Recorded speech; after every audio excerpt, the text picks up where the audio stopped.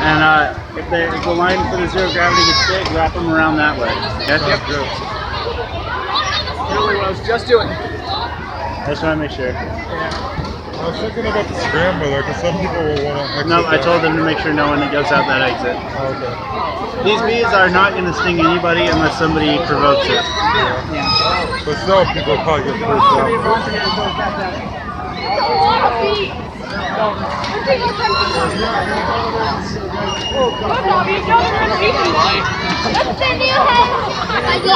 We're doing on this one. A lot of bees.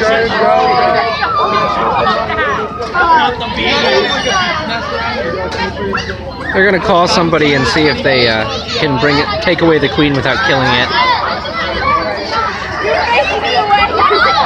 Well, you know you can't see it very well, but they look like gnats, but they're actually bees. Nobody's been stung so far, though. That's good.